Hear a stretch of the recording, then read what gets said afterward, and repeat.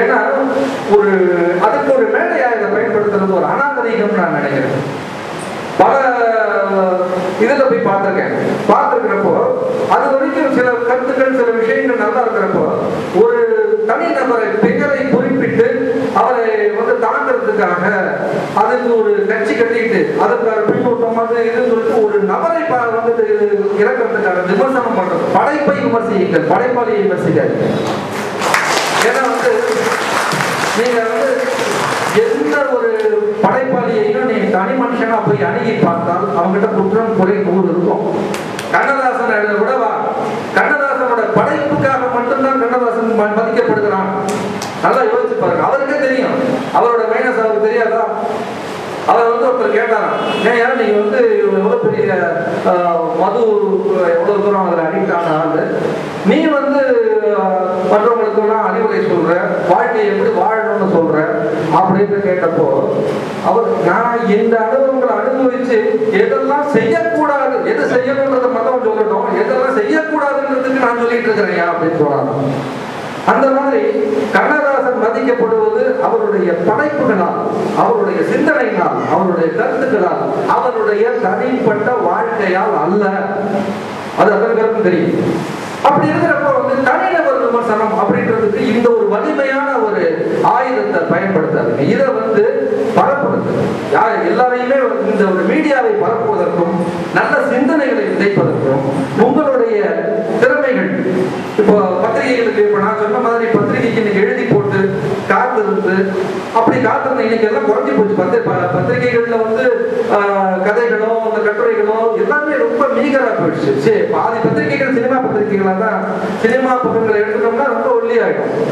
அந்த அளவுக்கு தான் இன்னைக்கு பத்திரிகைகள் இயங்கிட்டு இருக்கு. அதனால உங்கள் படைப்புகளை நீங்களே அரங்கேற்றுவதற்கான ஒரு நல்ல மேடையை இதை பயன்படுத்துங்க.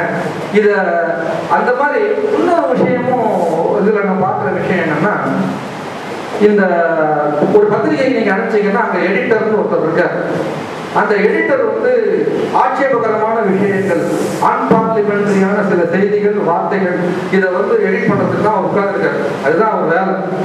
அதை செய்து உங்களுக்கு மக்களுக்கு போய் சேரும் பொழுது இப்படித்தான் போகணும்ன்றதுக்கு ஒரு நடுவில் ஒரு சென்சார்ஷிப் அப்படின்னு ஒன்று இருக்கு.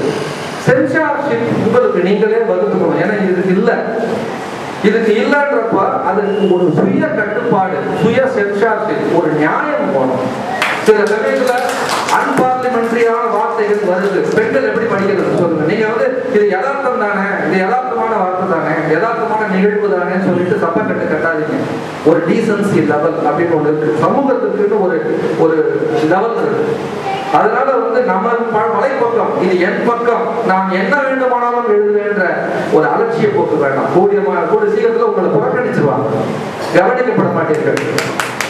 அதனால வந்து உங்கள் வலைப்பக்கத்துல தேடி நீ மட்டும் சொல்லணும். இப்படி ஒரு வலைப்பக்கம் இருக்கு, இதை போய் படி அப்படின்னு மற்றவர்களிடம் சொல்லும்படியாக உங்கள் வலைப்பக்கங்களை அமைச்சுக்கங்க. அந்த ஒரு பண்பாடு, நாகரீகம், இதெல்லாம் வந்து அந்த ஒரு மனிதனுடைய முகத்தை பார்த்த உடனே அவனை பற்றியும் அவன் பேச ஆரம்பிச்சப்பறம் அவனை பற்றிய ஒரு அனுமானம் எப்படி வருதோ அதை போல உங்கள் வலைப்பக்கம் உங்களை பற்றி அடையாளம் காட்டுகிற ஒரு வலைப்பக்கமா இருக்கு. அதை மறந்துடக்கூடாது. இது நீங்க என்ன பதிவு பண்றீங்களோ அதை வைத்துதான் உங்கள் மீது ஒரு மரியாதை, உங்கள் மீது ஒரு மதிப்பு. ஒரு கூட்டத்துல பாக்குறப்ப ஓ இவரா இந்த இப்படி எழுதிட்டு இருப்பாரு அவர் தானே அப்படின்னு உங்களை சந்தோஷமா தேடி வந்து கை கொடுக்குற மாதிரி இருக்கணும். இவர் பார்க்கவே கூடாதுன்னு முகத்தை திருப்பிட்டு போற மாதிரி உங்கள் வலைப்பக்கத்திலே அமைக்காதீர்கள்.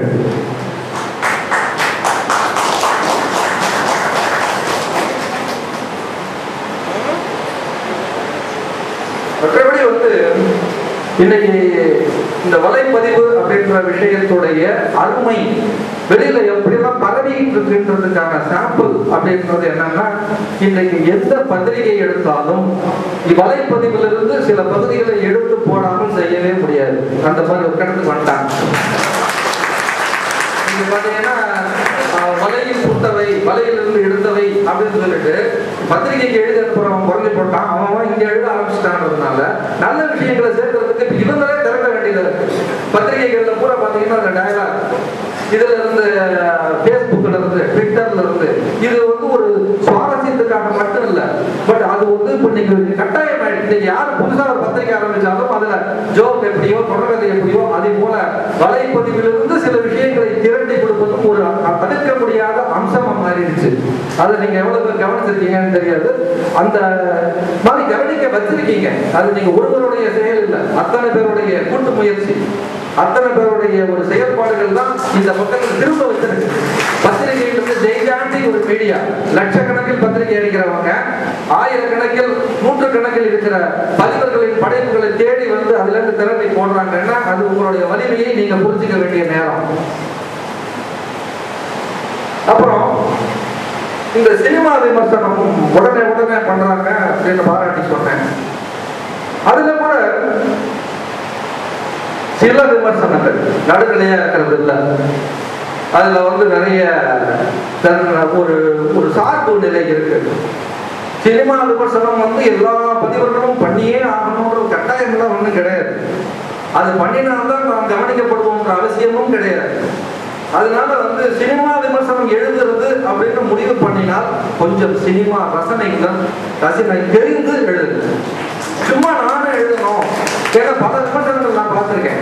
நான் வந்து அவர் டேபிள் சென்டர் சொன்னது போல நான் வந்து தொடர்ந்து பல பதிவுகள் நான் பார்த்துட்டு இருக்கேன், படிச்சுட்டு இருக்கேன், ரேண்டமா பார்த்துட்டு இருக்கேன். தொடர்ந்து படிக்கலைன்னா கூட ரேண்டமா பார்த்துட்டு இருப்பேன். அதோடைய விருப்பத்தின் அடிப்படையில தான் டேபிள் சென்டர் அவர்களை பல வலைப்பதிவுகளை வந்து ஊஞ்சல் பத்திரிகையில் அறிமுகப்படுத்துங்க நான் கேட்டுக்கிட்டேன். அதே மாதிரி அவரும் வந்து கிட்டத்தட்ட ஒரு 30-40 வலைப்பதிவுகளை அவருடைய பெயரோட அவருடைய வலைப்பதிவுல உள்ள சிறப்பான ஹைலைட்ஸ் பாயிண்ட்ஸை தொகுத்து ஒரு அற்புதமான ஒரு மேட்டர் பண்ணி கொடுத்தாரு. அவங்களுக்கெல்லாம் கொடுத்தா ஒரு ரெகக்னிஷன் தான். அதனால வந்து சினிமா விமர்சனம் அப்படின்னு ஒன்று வரும்பொழுது அதை முழுமையாக நேர்மையாக நாணயமாக செய்ய முடிஞ்சிச்சுன்னா அதை தொடுங்க. அது இல்லைன்னா வேண்டாம். அது தவிர மற்ற எவ்வளவு விஷயங்கள் நீங்க சொல்ல முடியும். சமீபத்தில் நான் வந்து வலைப்பதிவுகள்ல படிச்ச ஒரு ஜோக், அந்த ஒரு ஜோக்கோட இந்த பேச்சை பிடிச்சுக்கணும்னு நான் ஆசைப்படுறேன். ஒரு டிபார்ட்மெண்டல் ஸ்டோர்ஸ், அந்த டிபார்ட்மெண்டல் ஸ்டோர்ஸுக்கு ஒருத்தன் வரான். அவன் வந்து 1/2 கிலோ பட்டர் வேணும் அப்படின்னு கேட்குறான். அந்த விற்பனையாளர் கேட்டிருக்கான். அவன் பார்க்குறான், இல்லை சார் 1 கிலோ பட்டர் தான் இருக்கு அப்படின்றான். இல்லை எனக்கு 1/2 கிலோ தான் வேணும் அப்படின்னு. இல்லைங்க 1 கிலோ பேக்கிங், அந்த பட்டரை நாங்கள் பிரிக்க முடியாது, அது பேக் பண்ணியிருக்கு, 1/2 கிலோ பாக்கெட் தீர்ந்து போச்சு, ஸோ 1 கிலோ வேணா வாங்கிக்கோங்க அப்படின்றான். நான் கஸ்டமர், நான் கேட்குறேன், என்னை சாட்டிஸ்ஃபை பண்ண வேண்டியது ஒரு வேலை. ஒரு மேனேஜரை கேளு, இப்போ எனக்கு 1/2 கிலோ, நான் ரெகுலராக வாங்கிட்டு இருக்கேன், எனக்கு 1/2 கிலோ தான் வேணும் அப்படின்னு பிடிவாதம் பிடிக்கிறான். ஸோ இவனுக்கு என்ன பண்ணுறதுன்னு தெரியல சேல்ஸ்மேன். சரின்னு சொல்லிட்டு நேராக மேனேஜர்கிட்ட போகிறான். மேனேஜர் ரூமுக்கு போயிட்டு, சார் இது மாதிரி ஒரு சாவுகிராக்கி நியூஸ், அது மாதிரி 1 கிலோ பட்டர் தான் இருக்கு, பட் 1/2 கிலோ பட்டர் வேணும்னு பிடிவாதம் பிடிக்கிறான் அப்படின்னு சொல்லிட்டு பார்த்தா அந்த கஸ்டமர் பின்னாடியே வந்து நிற்கிறார். அவர் பார்த்த உடனே அவனை லூஸு சாவுகிராக்கிலாம் சொல்லிட்டோமே அப்படின்றப்போ இவன் என்ன பண்ணுறதுன்னு தெரியல. ஒரு செகண்ட் வந்து அப்படி பண்ணுறான் சார் ஒருத்தன். ஆனால் இந்த ஜென்டில்மேன் கிலோ 1/2 கிலோ வாங்கிக்கிறேங்கிறாரு. இப்போ நான் என்ன சார் பண்ணணும்? அப்புறம் என்ன, இந்த ஜென்டில்மேன் தான் 1/2 கிலோ வாங்கிக்கிறேன்னு சொல்றாருல்ல, சரி பிரிச்சு கொடுத்துரு அப்படின்றாரு மேனேஜர். ஸோ இவரும் வந்து பிரிச்சு கொடுத்துட்டு அதுக்கப்புறம் இந்த பையனை கூப்பிடுற மேனேஜர், பரவாயில்லப்பா, நம்ம ஒரு கஸ்டமரை வந்து நீ காயப்படுத்தாம நீ அவரை பத்தி கமெண்ட் அடிச்சுட்ட, பின்னாடி அவர் நிக்கிறாருன்னு பார்த்தோம்னா உடனே ஸ்மார்ட்டா மாத்திட்டியே, பரவாயில்ல, நீ எந்த ஒரு பார்த்து, நான் மெக்சிகோல இருந்து வரேன் சார். மெக்சிகோ தெரியுங்களா சார் உங்களுக்கு? மெக்சிகோல வந்து நிறைய ஃபுட்பால் டீம்ஸ் இருக்கு, அப்புறம் நிறைய ப்ராஸ்டியூட்ஸும் நிறைய இருக்காங்க சார். இது ரெண்டுக்கும் பாப்புலரான மெக்சிகோல இருந்து நான் வரேன் சார் அப்படின்னு. உடனே அவர் மேனேஜரோட மூஞ்சி அப்படியே சுருங்கிடுச்சு, அப்படியே குறைக்கிறாரு. என்ன சார், என்ன நினைச்சிட்டு இருக்க, என்னைய கிண்டல் அடிக்கிறியா? இல்லை சார், என்ன சார், என் ஒய்ஃபு மெக்சிகோவை சேர்ந்தவர் தெரியுமா அப்படின்னா. அப்படியா சார், எந்த ஃபுட்பால் டீம் சார் அவங்க? அங்கேயும் அவன் தன்னுடைய ஸ்மார்ட்னஸை காமிச்சான் அப்படின்றது. இந்த அளவுக்கு ஐக்கியூ லெவல்ல தான் இன்னைக்கு இருக்கிறாங்க. அந்த ஐக்கியூ லெவல்ல இருக்கிறவங்களோட தான் நீங்க உங்க வலைப்பதிவுகளை பண்ணிட்டு இருக்கீங்க. அதனால அந்த ஒரு யார் படிக்கிறாங்க அப்படின்றத மைண்ட்ல வச்சுக்கிட்டு அந்த பொறுப்புணர்ச்சியுடன் தொடர்ந்து செய்யுங்க. வாழ்த்துக்கள். என்னை அழைத்ததுக்கு நன்றி.